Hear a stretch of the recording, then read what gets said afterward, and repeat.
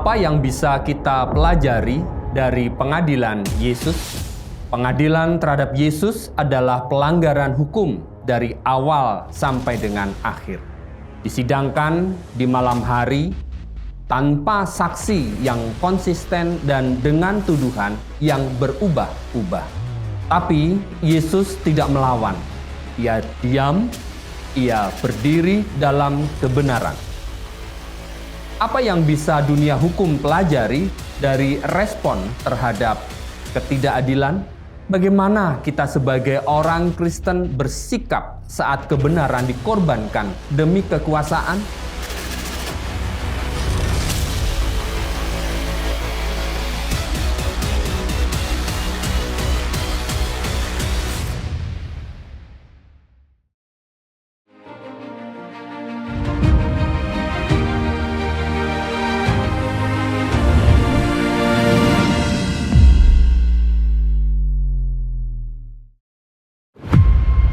Selamat datang kembali di podcast Ikatan Kristen Nusantara, tempat kita menggali isu-isu pendidikan Kristen kontemporer dalam menjawab realitas sosial masa kini.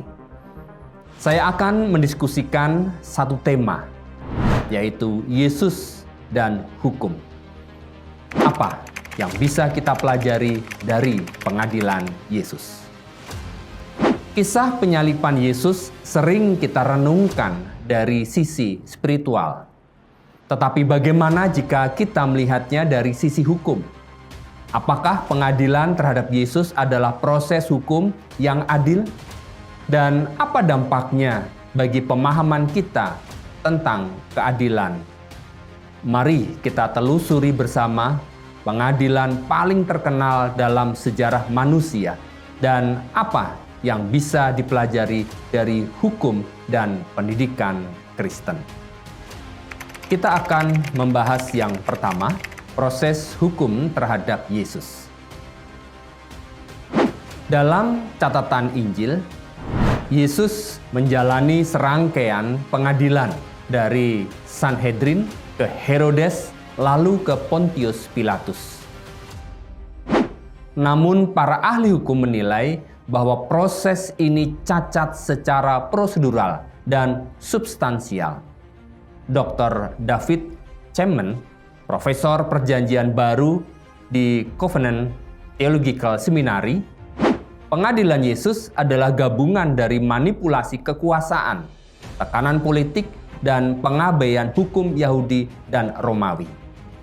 Beliau mencatat bahwa Yesus dihukum bukan karena kesalahan hukum, tetapi karena menjadi ancaman moral dan rohani bagi sistem yang korup.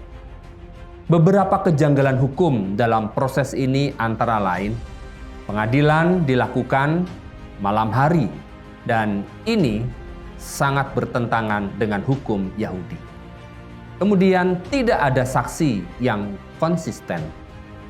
Tuduhan berubah-ubah dari penghujatan di depan Sanhedrin menjadi penghasutan di hadapan Pilatus. Pengadilan ini memperlihatkan bagaimana kekuasaan agama dan politik bisa bersekongkol dalam ketidakadilan. Kita masuk dalam pembahasan kedua, Yesus dan sikap terhadap ketidakadilan. Yang di luar biasa dari peristiwa ini bukan hanya ketidakadilan itu sendiri, tapi bagaimana Yesus meresponsnya. Ia tidak melawan dengan kekerasan, tidak membela diri secara agresif, dan tetap berdiri dalam kebenaran. Yesaya 53 ayat 7 menyatakan, ia dianiaya, tetapi ia membiarkan diri ditindas dan tidak membuka mulutnya. Yesus ingin menunjukkan bahwa kekuatan kebenaran bukan berasal dari retorika, tapi dari integritas yang tak tergoyahkan. Seperti yang dikatakan N.T. Wright, teolog Anglikan, bahwa Yesus tidak hanya mengajarkan kerajaan Allah, tetapi mewujudkannya, bahkan ketika sistem hukum dunia menghukumnya secara tidak adil. Sikap Yesus mengajarkan kita bahwa menghadapi ketidakadilan bukan berarti pasrah, tetapi tetap setia kepada kebenaran bahkan saat sistem menghancurkan kita. Dalam dunia yang penuh manipulasi hukum, Yesus menjadi model keberanian moral yang tak bisa dibungkam. Mari kita masuk dalam pembahasan ketiga. Apa relevansi pengadilan Yesus bagi dunia hukum saat ini? Apa pelajaran dari pengadilan Yesus untuk dunia hukum dan pendidikan masa kini? Yang pertama, kebenaran bukan ditentukan oleh mayoritas. Dalam pengadilan Yesus, suara terbanyak memilih Barnabas. Ini menjadi pengingat bahwa sistem hukum harus berdiri di atas keadilan, bukan tekanan massa atau opini publik. Yang kedua, hukum yang lepas dari etika akan menjadi alat penindas. Pilatus secara pribadi tidak menemukan kesalahan pada Yesus, tapi ia menyerah pada tekanan politik. Ini adalah potret kompromi etika demi keamanan posisi. Ketiga, pendidikan hukum Kristen harus melahirkan praktisi yang berani seperti Kristus, yang tidak menjual kebenaran demi karir, seperti yang ditegaskan oleh Dr. Nicholas Waterstoff, filsuf Kristen dari Yale, yang mengatakan bahwa keadilan bukan hanya sistem legal, tapi panggilan moral yang menuntut integritas rohani.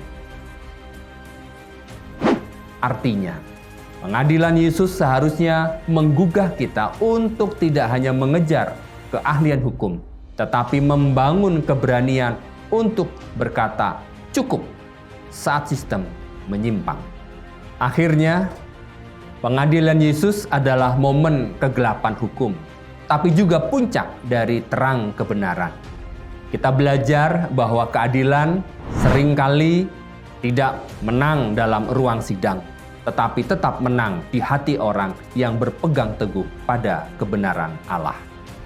Bagi kita yang mengajar, belajar, atau bekerja dalam dunia hukum dan pendidikan, kisah ini adalah panggilan untuk menjaga hati nurani tetap murni. Dunia mungkin akan terus menyimpang, tapi kita dipanggil untuk tetap berdiri seperti Kristus berdiri, diam, tetapi penuh kuasa. Terima kasih telah menyimak podcast Ikatan Kristen Nusantara. Jangan lewatkan episode selanjutnya. Sampai jumpa. Tuhan memberkati.